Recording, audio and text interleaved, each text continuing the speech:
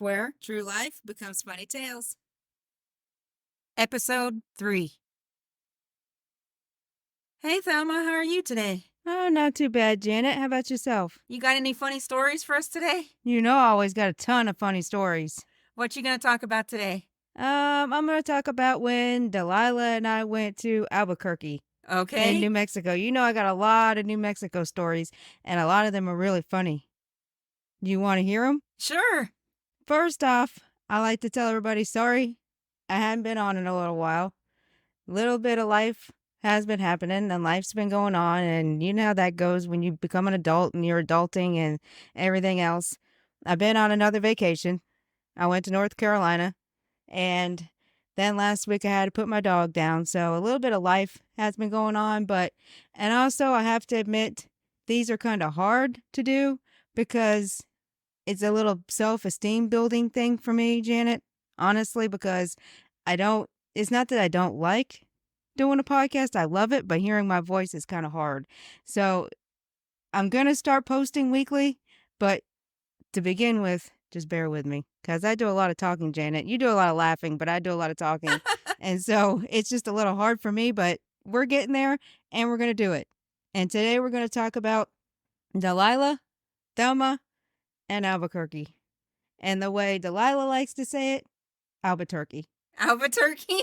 So let's go to Albuquerque.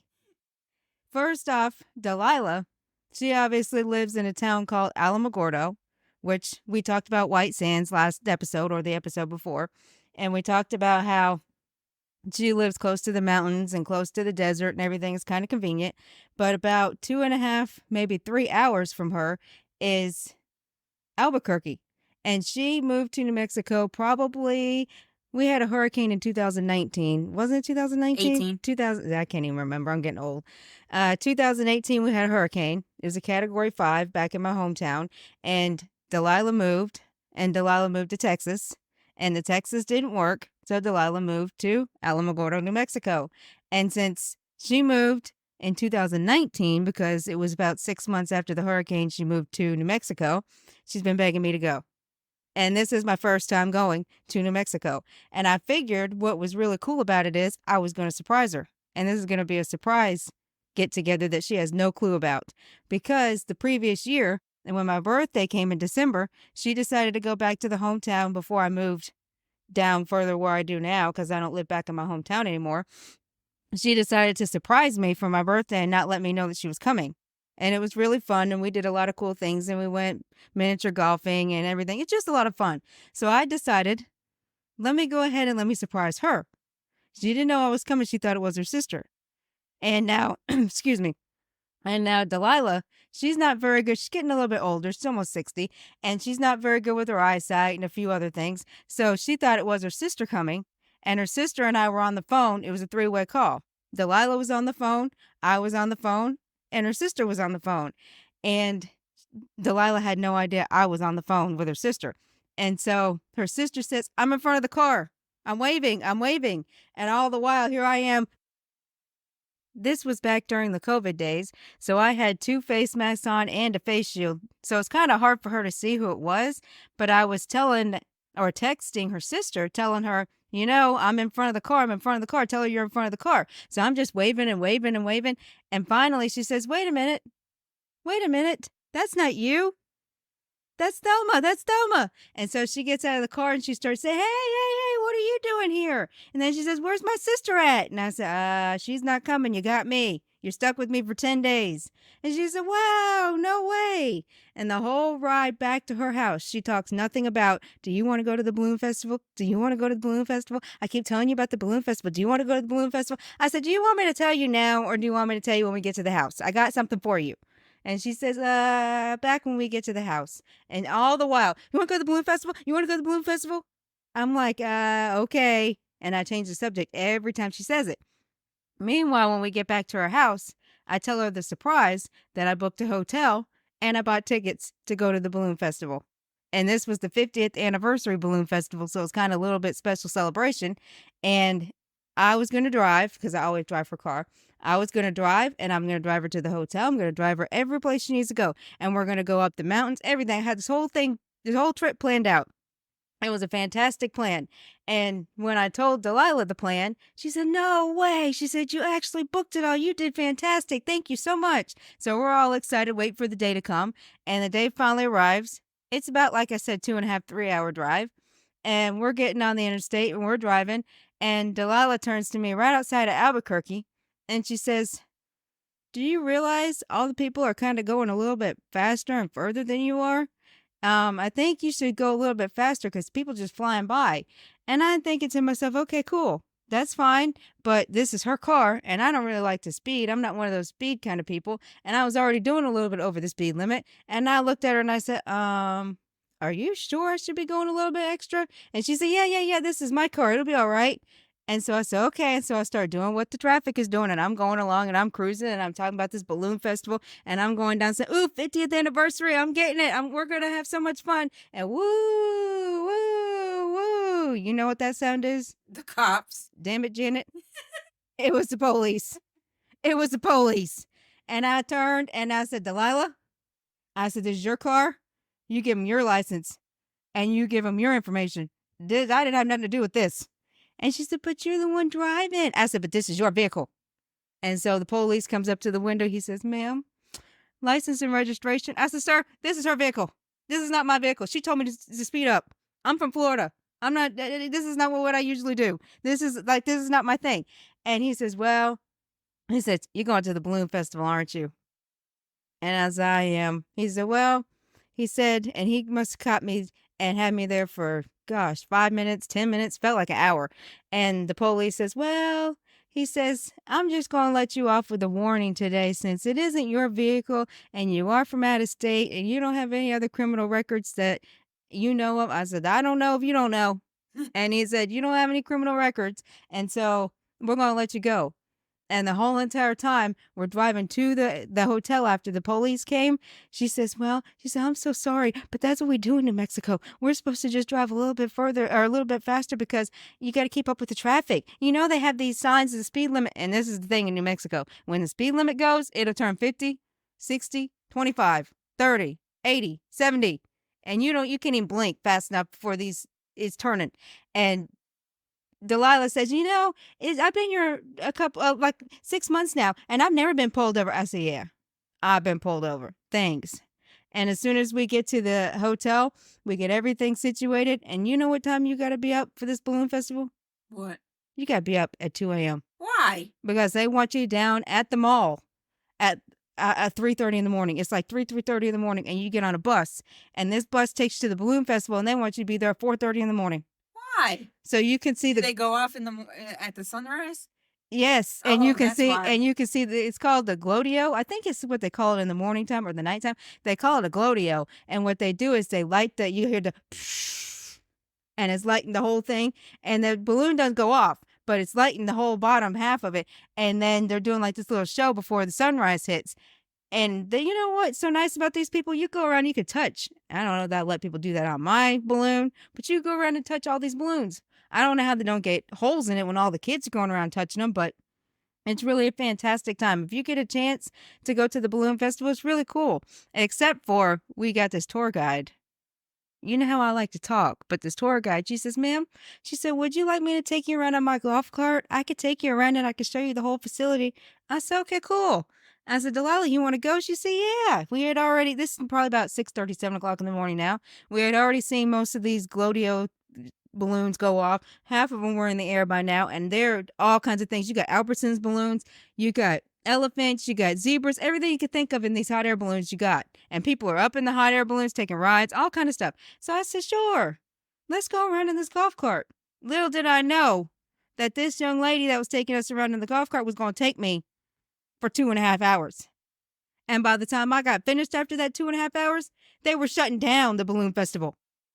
And I said, what do you mean? It's only 10 o'clock in the morning. What are we shutting down for? And she says, well, she says, we're shutting down because they got to close midday and then they open again at nighttime. But you're more than welcome to stay. You can stay the whole entire time till nighttime because you got nighttime tickets. And when I tell you, we stayed and we sat in a chair and we sat in a lawn chair in New Mexico in the heat for 7 hours.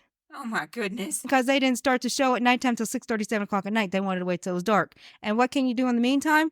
You can't do nothing in the meantime. So we're just sitting there baking. And Delilah, she doesn't believe in sunscreen. And so she says, I'm getting a little hot. I feel my skin burning. I said, well, you can take some of the sunscreen and use the sunscreen. Oh, I don't believe in sunscreen. My body's too good for that. I got good skin. The skin don't burn. But boy, when I tell you that night, when we got back to the hotel, she says, I think I got burned on the back of my neck. I said, you think? It was 7 hours out in the sun. What do you expect? You're going to boil. You're going to bake. You're going to turn into a crisp, like a potato chip, like on that last episode we were talking about when we was at White Sands. But that White Sands hadn't happened yet. That's a little later on, but you guys know that story. But still, I don't know. And still to this day, because I got a picture from her the other day that she says, guess what I did? I fell asleep outside. And this is Delilah. And she is burned to a crisp. And I said, you're almost 60 years old and you haven't learned to use sunscreen? Come on now. But back to the story. There's something funny that happens with this balloon festival. After we got done with this, and the next day we decided to go to, what's the name of that place? Sandia Peak. I don't know why my mind just hit a blank. We went to the Sandia Peak tramway. We went up the tram. We did all that stuff the next day after the balloon festival. And we were only in Albuquerque about 2 days. So we decided, since we've done everything, we went to the Cheesecake Factory. We did literally everything we wanted to do. Couple casino trips just to go into the casino, get a player's card, get some free play, use the free play, and then leave. We didn't put any money into it. So we did all the little touristy little things you can do. We went down to the downtown, everything. On the ride back to the house, we were reflecting on how much fun we had, how it was fantastic, how we wished we wouldn't have spent 2.5 hours with this lady on a golf cart because they closed everything by the time we were finished. But we're driving along, and you remember when I said Delilah does not have very good eyesight, and so I'm driving the car still, and I don't know how she still wanted me to drive the car after I got pulled over, but she wanted me to drive the car. So here I am driving the car. I'm cruising down. We're talking about, oh, this is a fantastic balloon festival. We had everything going. This was perfect. I wish we could have just took a ride on the balloon. The balloons it was fantastic. And the next thing you know, Delilah says to me, I can't see the cars in front of me. You think you want to turn the brights on? I said, we don't need brights. I'm the one driving. Why do we need brights? And she said, yeah, but I can't see when the cars are real far away because I can't see what if an animal comes across the street. You know her and the animals. She's worried about every little thing. We're in a car and she's still worried about the animals getting her. I can't see nothing. I said, don't worry about it, Delilah. I'm in the seat. I'm driving. It'll be all right. And so she says, I say hit the brights. So I flick the brights and the car's coming. I got to flip the brights off again. So I flipped the brights off again. She said, I told you to leave those brights on. When you get older, because it wasn't like this way when I met her 10 years ago. When you get older, and you're going to experience this in a little while, Janet. When you get older, you get crankier. And she's getting crankier. And she admits it too. She says she needs to take some happy pills or something because she's getting crankier. And she turns to me and she says, Thelma, I thought I said turn the brights on. I didn't say flip them off. I said, I can't blind the drivers next to me. We're going to end up in a crash. What do you want me to do? And she turns to me and she says, okay. And we had not had any sleep. Remember, we had to get up at 4 o'clock in the morning. Well, 2 o'clock in the morning. Then the next day we had to get up real early. We didn't get any sleep. And so she says, okay, Thelma, get out of my car. I'm driving. And she don't drive too well at nighttime. She can't see. That's why I was driving. And so she says, get out of the car and let me drive. I said, okay, fine. At that time, I couldn't get out of the car right away because I think I was doing 65 miles an hour. What do you want me to do, slam the brakes? And then end up in the ditch next to us? So I'm slowing down a little bit. I said, pull the car to the side of the road and get me in the driver's seat. I said, please, ma'am, can you wait? I can't do nothing right now. I'm driving and I don't want to crash.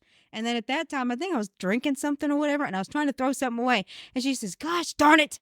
Why can't you just listen to me? I said, okay, fine. I smashed the brakes a little bit. I said, fine. You want to get in the driver's seat? You get in there. I'm done with this. And so, you know how it is. Friends, they argue, they complain, they fight, but this is a good one. She gets in the driver's seat. She starts driving. And now let me tell you something. Even though this is my first time being at her house and being in New Mexico, I could tell you the directions to get back to her house because this is a little small town and you take 2-3 roads. And if you take the wrong road, you took the wrong road, but it's 1, 2, 3 roads. Here go, we probably 15 minutes now. We're almost in Alamogordo, and I see her take a right where the bowling alley is. And I'm thinking to myself, okay, cool. She's going the wrong way. Yay, she's going the wrong way. She's going the wrong way. I'm not going to say nothing. Because you know me. You know me, or maybe you don't know me right now, but you will in a little while. You'll figure out that I can be a little bit spiteful. And so like, who let the dogs out? Who. I'm thinking to myself, who. I sound like an owl, but I'm trying to be like, who lets the dogs out? Ooh. Yes, she's going the wrong way. Ooh. And I didn't say nothing. And the next thing you know, she's turning down this road that says the same. I don't want to put the name out, but it says the same. Like, let's say Martin Luther King Jr. Boulevard. It was Martin Luther King Jr. Lane. And she's supposed to be on Boulevard. And she turns down the street and she turns to me and she says, and I had said nothing. Just to let you know, I had said nothing this whole time since she got in that driver's seat. I'm being a little bit spiteful. She's been saying something to me, but I hadn't said nothing back to her. And so here she goes saying, wait a minute. These are trailer homes. I don't live in trailer homes. I live in a house. I said, well, I didn't say anything. I thought to myself, well, she's going to find out this isn't the right address. Even though the GPS says it was, this isn't the right address. And so she turns around with her bad eyesight and starts going behind Hobby Lobby. And I'm thinking to myself, what are we doing behind Hobby Lobby? 1, Hobby Lobby's not even open at this time of night. And 2, this isn't even a road. And so she turns off. And let me tell you, Janet, you want to know where she turned off? Where? She turned off to a 4-wheeling road. What? For go-karts. And this girl, she kept driving. And she'd drive, and she comes so close to the car, and she said, oh, there's the road. And she says, no, wait a minute. That's not the road. That's a tumbleweed. And then she turned the car around, drive a little bit further. Oh, that's the road. That's not the road. That's a tumbleweed. I don't know how this girl drives at nighttime because she can't see anything. And so all the while I'm thinking to myself, she's lost. She's lost. And I'm not going to help her. And the whole time she was stuck. You want to know how long she was stuck? She was stuck for 45 minutes trying to figure out how to get out of that 4-wheeler road. But that's mean for you not to help her. Well, it is mean, but you got to stop and think. I'm the one that surprised her with this trip. I'm the one that put all this together. And then she's going to tell me to get out of the car. And she's going to tell me I can't drive after she had me pulled over by the police. She's got something wrong. She's got something flipped and twisted because I'm not going to be the one to sit there and tell her, oh, you went the wrong way. You should turn right instead of left. No. She wants to turn left. She can turn left. And all the while, her dog is sitting at the dog sitter a couple blocks down the street. And she's stuck for 45 minutes. In this 4-wheeling road, she decides, let me call my dog sitter and tell her I'm not going to be able to pick up the dog tonight. I'm going to have to come tomorrow because it's getting late out here. And so when we call the dog sitter, which is one of her close friends, she says, what do you mean? What do you mean you're lost? What do you mean you're behind Hobby Lobby? What do you mean? And she starts freaking out. She's like, do I need to send somebody? Do I need to come find you? Do I need to call you? Like, do I need to call the police? Like, what? Are you really that lost? And all the while, Delilah gets out of the car to try to figure out, can I see better outside the car than in the car? So she's outside the car looking and hitting, almost running into the tumbleweeds. And she's thinking to herself, how do I get myself out of here? This doesn't make sense. And all the while, the poor gal on the phone saying, Delilah, are you okay? Are you okay? I said, wait a minute. I said, she's fine. I said, I'm being spiteful. I'm not helping her. But she's fine. I promise. I know exactly where to go. And when she stops being spiteful, I'll get in the driver's seat and I'll drive. It's going to take us 2 minutes. And we're going to pick up the dog tonight if you're okay. Don't worry about it. Don't freak out because you're adding to the bad scenario. And so I said, just hang up the phone and we'll be all right. So she hung up the phone and Delilah gets back in the car. She said, I don't know how we're going to get out of here because there is no road. And she just keeps talking. And then she looks me dead in the eyes and says, are you going to say something to me? Because you hadn't said that to me for an hour. And I said, fine. I said, you want me to say something to you? I got something to say to you. Would you like me to drive? And that's the only thing I said to her. Would you like me to drive? And she just looked at me and she says, I think you ought to drive. I think because if you would have been driving, we wouldn't have been here. I said, you're right. I said, because you remember that bowling alley down the street? I said, you were supposed to turn right. That was left. And you don't live in a trailer park. And she said, I know I don't live in a trailer park. And I said, you darn sure can't drive on these roads either. This is a four-wheeling road behind the Hobby Lobby. I said, I'll get you out of here. She said, well, she says, what happened to my dog sitter that was on the phone? I said, I told her, hang up because we're going to get the dog in about 5 minutes. She said, no, we're not. We're stuck. I said, we're not stuck. I got it. So I get in the driver's seat. I said, take notes. I said, get your notepad out, take notes. And so here I am in the driver's seat. I said, look, straight ahead is tumbleweeds. So I turned a little bit. I said, straight ahead is a bump that you're supposed to go over to hydroplane into these four-wheelers. I said, next to it, you're going to have to hop one of these curbs. So we hopped one of these curbs. I said, I can't do nothing about your car because this is what you did. So I got to get you out of here. And so I hopped one of them curves. I drove a little bit further, and I said, whoa, look at that. It's the road. You thought you'd never see it, but I knew we were getting back there. You just needed me. And she said, I did need you. And then all the while she said, can you pull over again? I said, okay. So I pulled over. She said, I'm so sorry. I shouldn't have said nothing to you. I shouldn't have been mean to you. I'm so sorry. I apologize. I shouldn't have. And all the while, what did we both do? We're just sitting here boo-hooing. We hadn't had no sleeping days. All we were doing was we were high on energy and life and everything else, and our energy's gone. And so all the while we're just crying, I'm so sorry. I shouldn't have done that. I said, I'm so sorry for being spiteful. I should have helped you. I should have. I'm just being mean. I got an airplane all this way just to be mean to my best friend. She said, that's why we're best friends. I love you. I said, I love you too. But next time, let me drive. And she said, I agree. She said, you're designated driver. I said, I think so. And as a next time, one of two things you're going to learn. You learn one rule. Let me drive the speed I want to drive. And the second rule, you're going to let me drive at nighttime, especially. And I'm designated driver. We don't drink alcohol, nothing against anybody who does, because you always need designated drivers.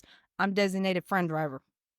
Because even now when I go visit her, I'm designated driver. Because I'm telling you what, we ain't ending up in no four-wheeling road anymore. And guess what? About 10 minutes later after we hung up with that dog sitter, we picked up the dog.